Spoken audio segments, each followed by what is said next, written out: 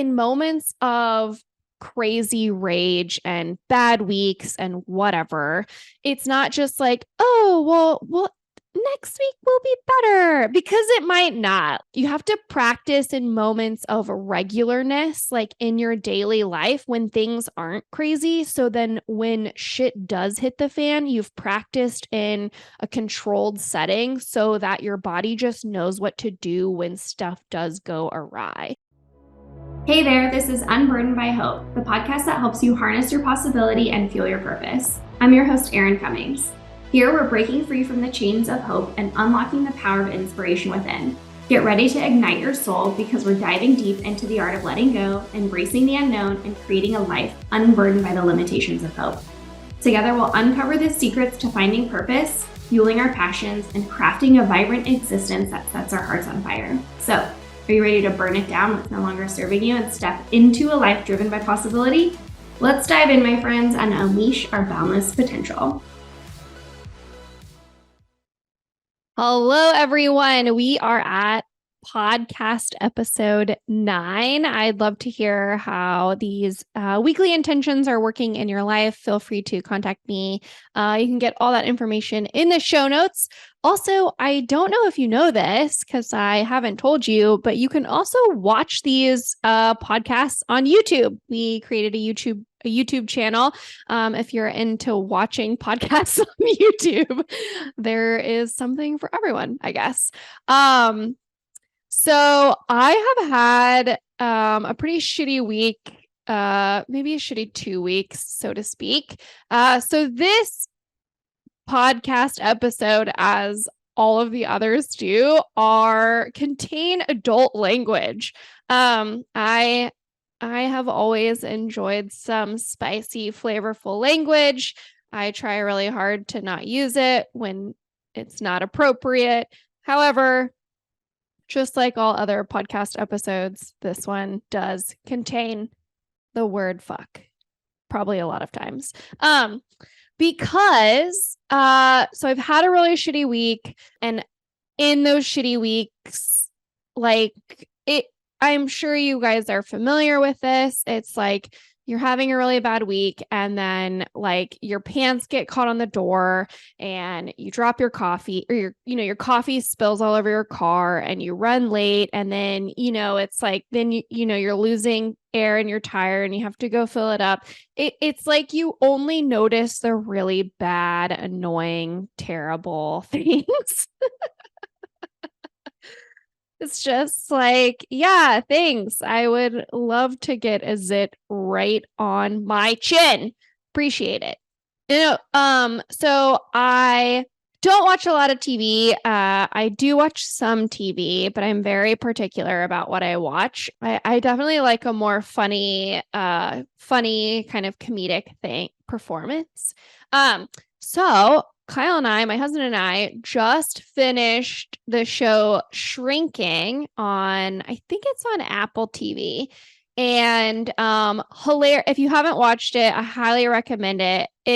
Harrison Ford's in it, and he's got like a comedic performance. He's got this like very dry, sarcastic sense of humor, like, which is obviously what I love dearly.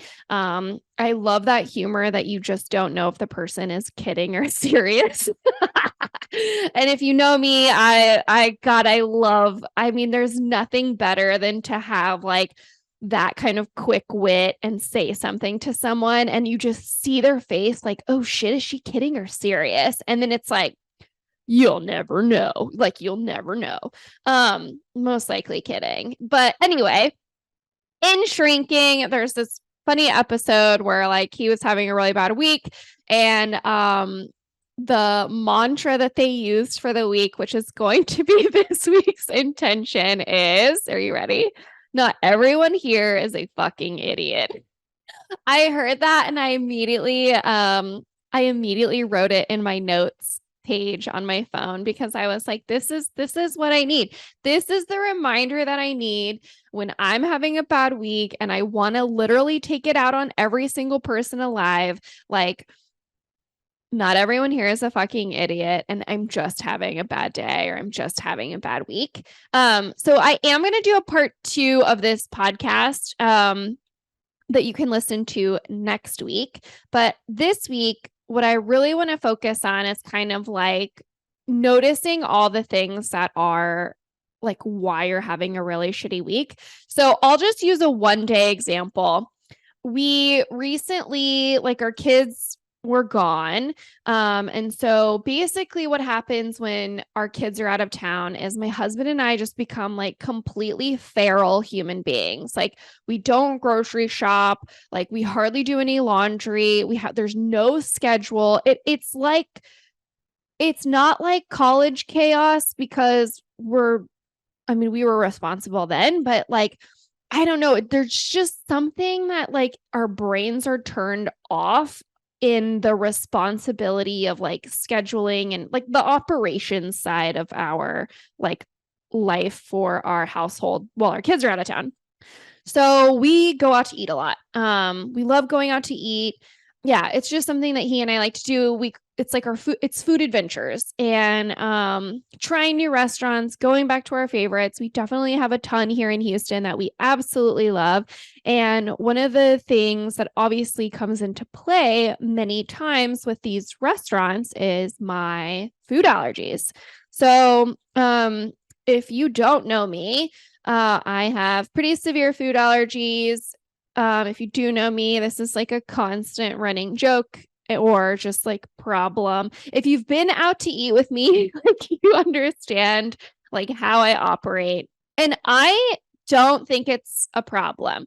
Like, we'll go out to eat, and if we're going out to eat with friends who've never been out to eat with us before, everyone kind of freaks out. It's like they treat me like this little, you're just this little like careful little birdie. Like, don't hurt the birdie with the really, belly that's got the problem. No, like, I can eat food. Wherever we go, I can figure it out. Like, if we're going to like a hot chicken sandwich place, like, probably not.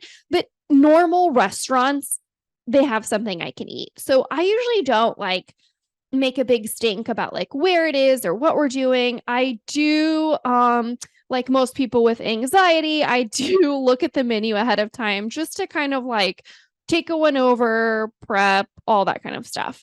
So we had there's been 2 weeks of restaurant food adventures. The first week we tried 3 new restaurant spots, and they were, I would say, in our opinion, pretty dud. I'm not going to throw them under the bus here on the pod because someone here might like them. It was just our opinion of a pretty dud experience. We wanted, I don't know, like when the vibe's off, and like there's not much else to say.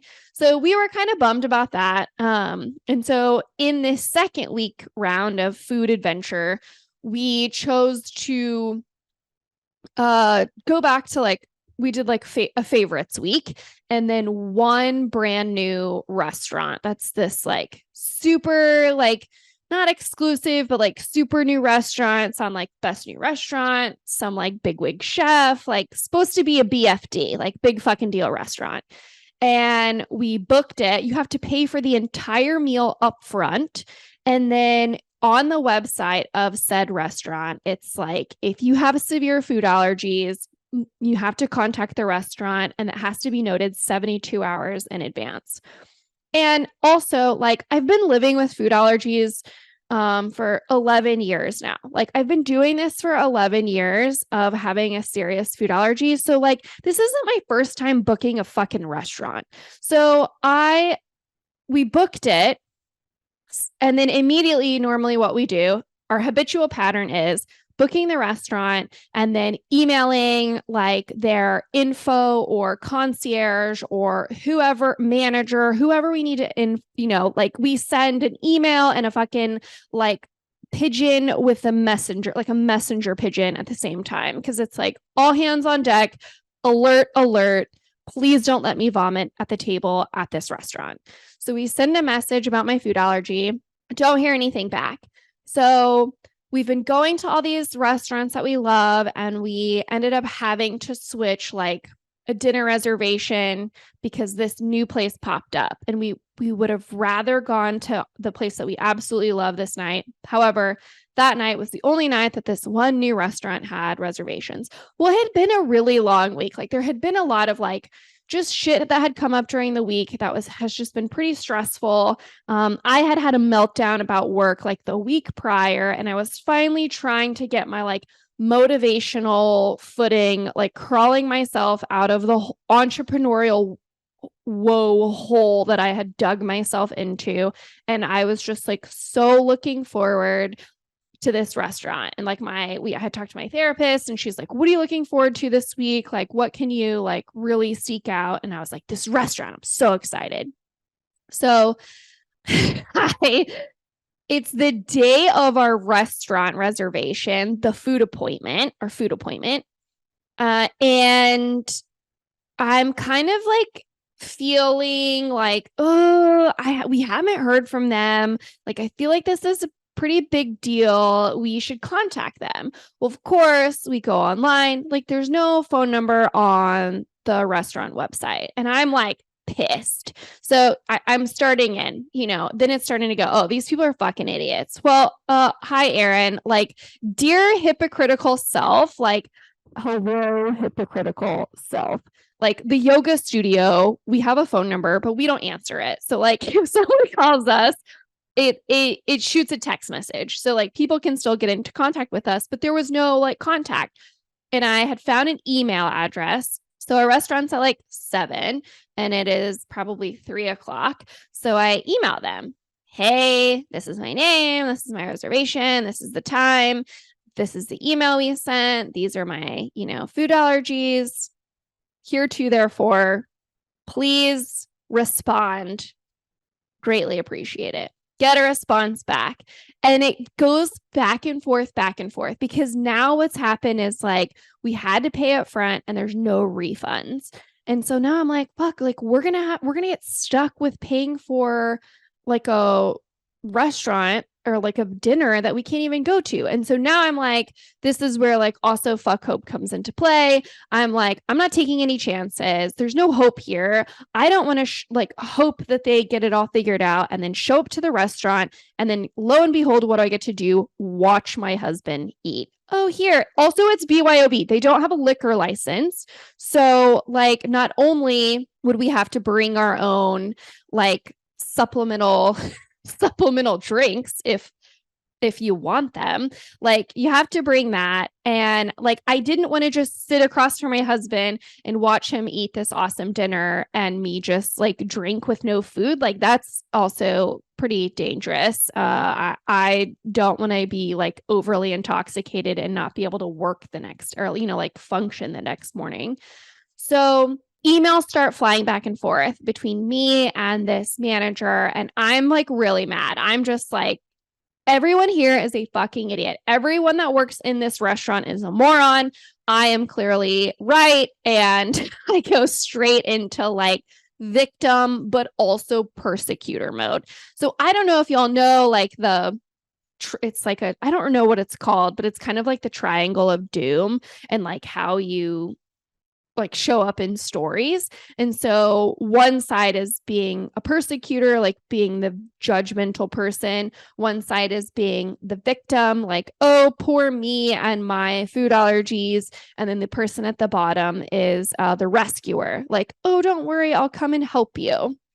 And most of us jump between like those 2-3 things all the time. And knowing those 3 things are in existence, you can kind of like tell where you're at in the story you're telling. And so for me, and everyone being a fucking idiot, I am clearly in victim and persecutor mode, depending on like where we're at in the story. So I'm obviously persecuting this restaurant and the managers and all this shit, because if their chef was so great, he should be able to accommodate my food allergy. And I don't give a shit who you are. I stand firm on that opinion, and I will die on that hill. And I don't really care what you think about that. So I was just super mad. Like, chef's a bitch. This manager is an idiot, and I'm all done.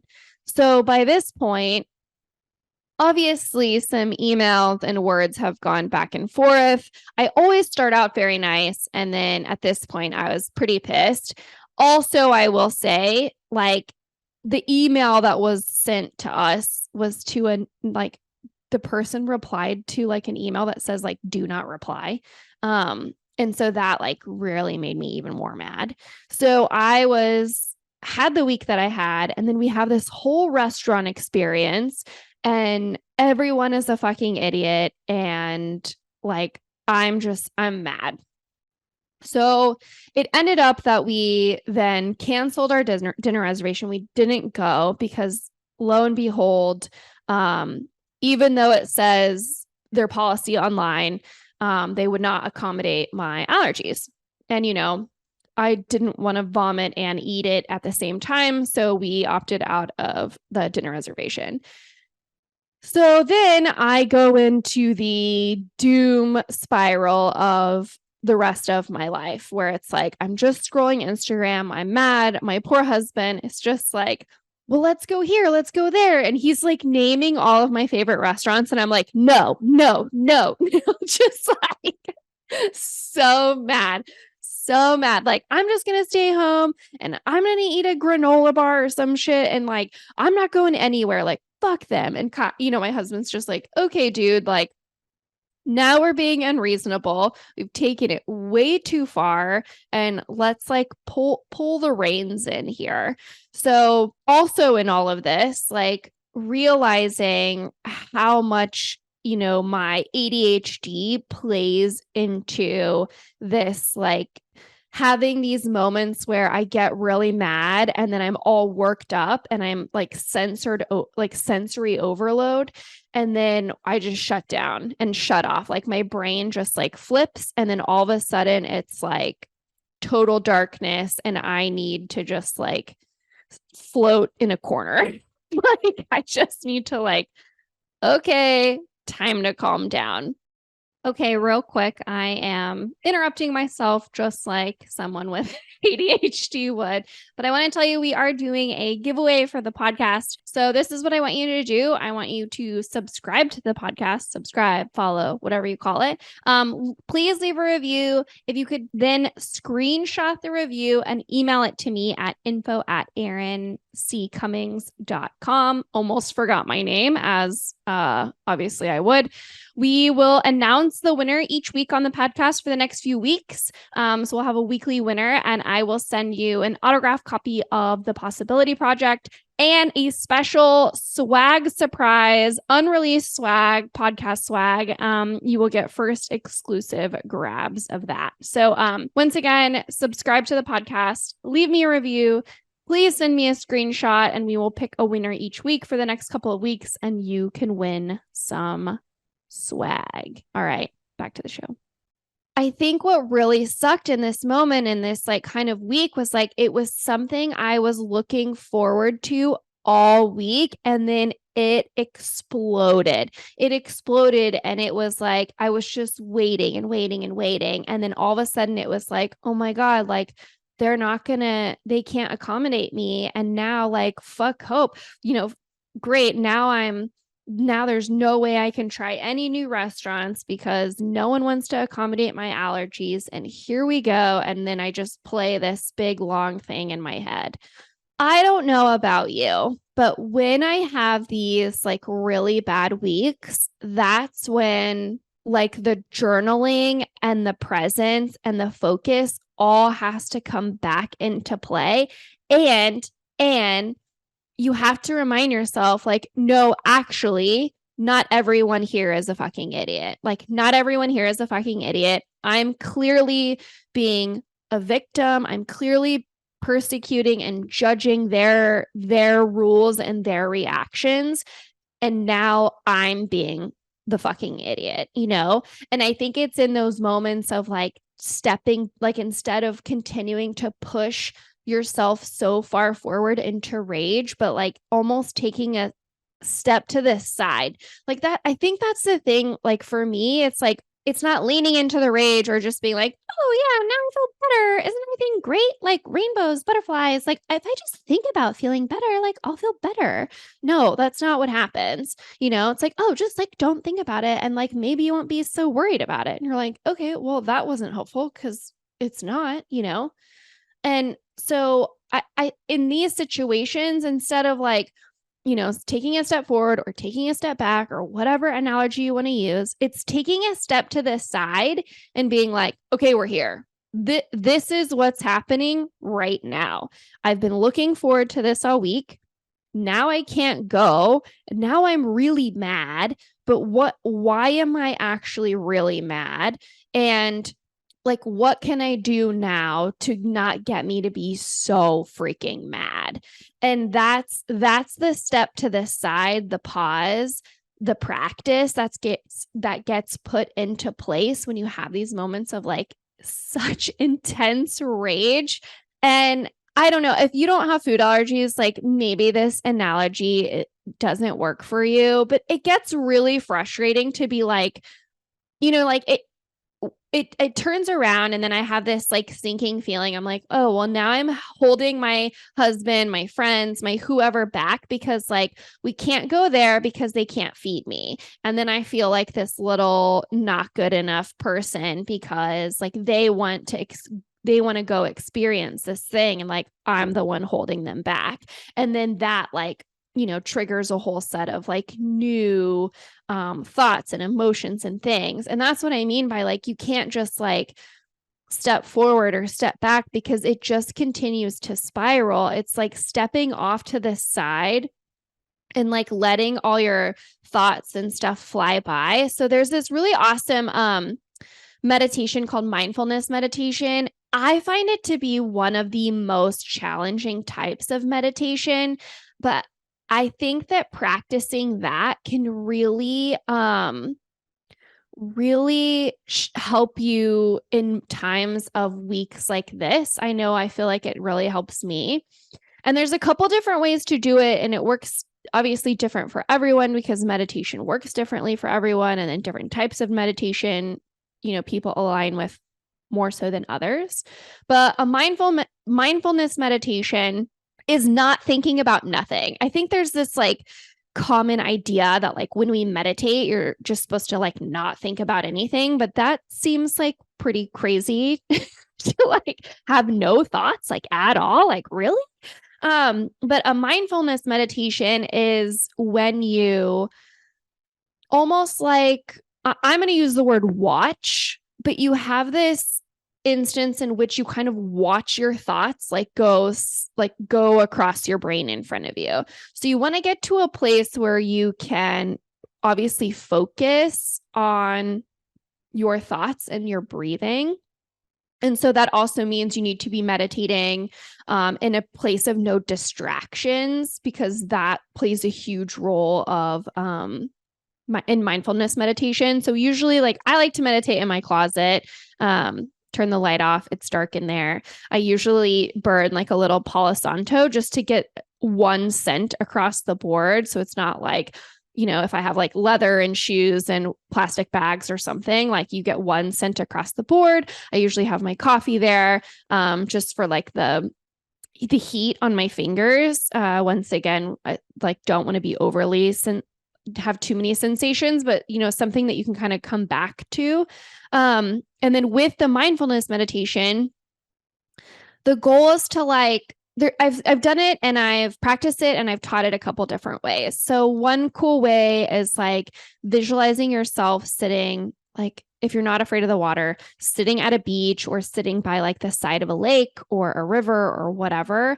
And anytime a thought comes into your head, it's like you can set that thought in the water and let it like kind of flow down, like the river in front of you, or like if you're on the beach, like flow out into the ocean. And so every time a thought comes, it's like you're setting it down, you're placing it, you're not actually getting caught in the thought. So it's like, oh, what am I going to do today? Oh yeah, I forgot to order groceries. And then you're like, oh yeah, and then groceries, and then I need milk and da da da da. It's like that. So you're realizing, oh, I need groceries, but instead of like, I need milk, I need bread, I need ketchup, you go, oh, I need groceries, and that gets put in the water. Another cool way I've seen it done is like kind of like Post-its, like you're sitting and like these thoughts are kind of like colored little Post-its that pop up. Another good way is like, I love Harry Potter. So like to think of like a train, and like the trains kind of just like go by in front of you, like as your thoughts. So it really is like personality wise, like the best way you can visualize your thoughts, and then you just watch them. And so I think in moments of crazy rage and bad weeks and whatever, it's not just like, oh, well, next week will be better, because it might not. Like you might just have a shitty fucking month, and like it happens, right? And that's why we can't just hope next week's going to get better, because you don't actually know what's going to happen. But what you can do is you can practice in moments. You have to practice in moments of regularness, like in your daily life when things aren't crazy. So then when shit does hit the fan, you've practiced in a controlled setting so that your body just knows what to do when stuff does go awry. And I think a mindfulness meditation is such a good way, even if it's for like 5 minutes, practicing it every day or every other day, but getting used to like seeing your thoughts fly by, so that when you catch a hold of one, you're like, oh, whoa, I caught that one and I need to set it down. So just like this week, it's like, oh, he's an idiot. This restaurant's stupid. I'm so sick of it. I'm not going out to eat. Why would I go to my favorite restaurant? It's like flying by. And then I'm like, oh, wow, these are like pretty ragey thoughts. Like I need to pause and take notice of like, what am I really feeling? And am I just like blowing this like way up? And I think that's the best way to truly get you out of that like downward crazy spiral of everyone here is a fucking idiot. So this week, or when you do have a terrible, no good, really bad week, remind yourself, and maybe it'll be a phrase that works way better for you, because obviously this one works well for me. But this week's mantra for you is, not everyone here is a fucking idiot. And I guess I'm trying to think of a better, kinder way to say it.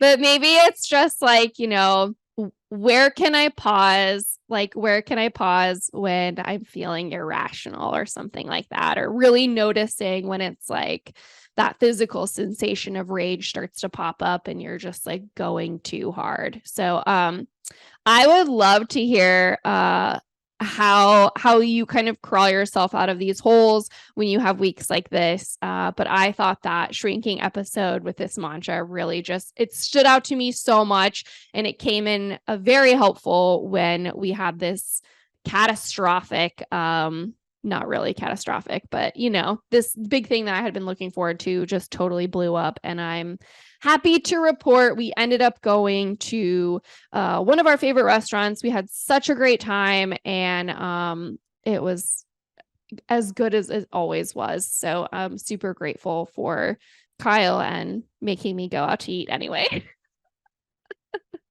Okay, that is it for this episode. I hope you guys are enjoying everything so far. And don't forget, even though you have bad weeks, you are still courageous, capable, and strong. And you just pick your shit up and you keep going. And I will talk to you next week. Thanks for listening to Unburdened by Hope. Go to your favorite podcast app, hit that subscribe button, and leave us a review. If you got something out of our show, I'd love to hear from you. Send me your favorite takeaway or any questions you may have to info@aaronccummings.com. You might even just hear the answer in a future episode. Remember, you are capable, you are courageous, and it's up to you to create what's possible.